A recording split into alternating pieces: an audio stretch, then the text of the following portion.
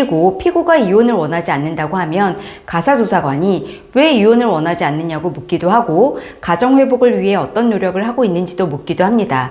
따라서 이 질문에 대한 답변을 미리 준비하는 것이 좋습니다.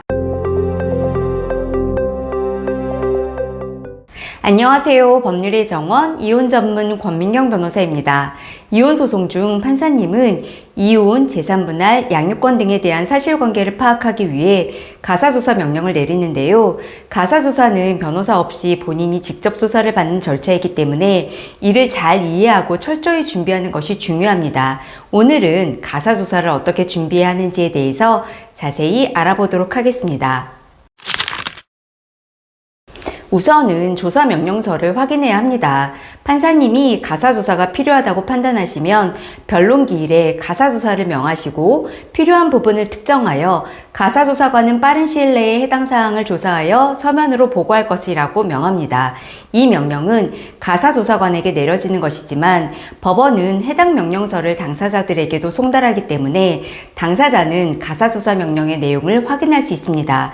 미리 가사조사 내용을 확인하면 조사에 대비할 수 있으므로 이를 사전에 확인하는 것이 필요합니다. 가사조사관은 이혼 부분에 관하여 혼인생활의 파탄 여부 및 원인, 이혼에 관한 당사자의 의사, 부부상담 필요성, 관계 회복 가능성 등을 묻습니다. 따라서 이에 대한 답변을 미리 준비해 두는 것이 중요합니다.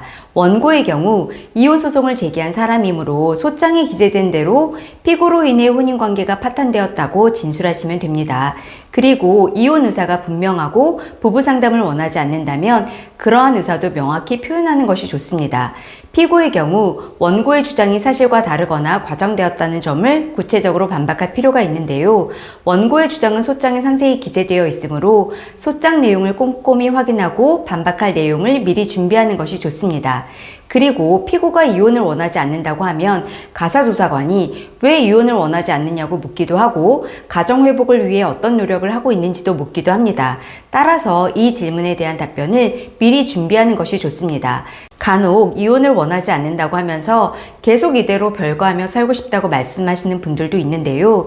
이러한 답변은 자신의 주장과 모순되는 답변에 해당하므로 이렇게 모순된 답변을 하지 않도록 조심하셔야 합니다. 가사조사관은 재산분할과 관련하여 현재 보유하고 있는 재산이 무엇이고 그 가액이 얼마인지, 해당 재산이 어떻게 형성되었는지, 재산분할 시 얼마를 지급받고 싶은지 또는 얼마를 지급할 의사가 있는지도 묻습니다. 재산분할에서는 단순히 재산의 목록을 정리하는 것뿐만 아니라 재산 형성과 유지에 있어 본인의 기여도가 얼마나 되는지도 중요합니다. 따라서 부모님으로부터 증여받은 재산, 경제활동을 통한 수익, 가사노동과 양육, 저축 등 본인의 기여도를 강조할 수 있는 부분을 미리 준비하여 주장하는 것이 좋습니다.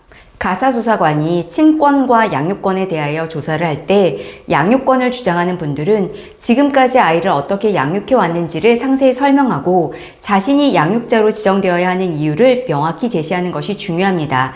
그리고 서로 양육권을 주장할 경우 가사조사관은 각자에게 자신이 양육자로 지정될 경우 양육비로 얼마를 받고 싶은지, 그리고 상대방이 양육자로 지정될 경우 양육비로 얼마를 지급할 의사가 있는지를 물어봅니다.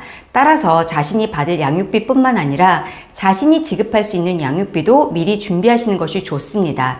그리고 아이와의 면접교섭에 대한 의견도 묻는데요. 간혹 매주 만나고 싶다고 하시는 분들도 있습니다. 그런데 부부가 이혼을 하고 함께 살지 않는다면 매주 아이를 만나는 것이 현실적으로 매우 어려울 수 있습니다. 따라서 실현 가능한 면접교섭 일정을 미리 생각해 두는 것이 좋습니다. 가사조사는 필요에 따라 여러 차례 이루어질 수 있고 쌍방조사와 일방조사, 대면조사, 유선조사 등 다양한 방식으로 진행이 됩니다. 해외에 거주하는 분들은 영상조사와 유선조사로 진행되고 드물지만 양육환경조사를 위해 실제로 집을 방문하는 경우도 있습니다.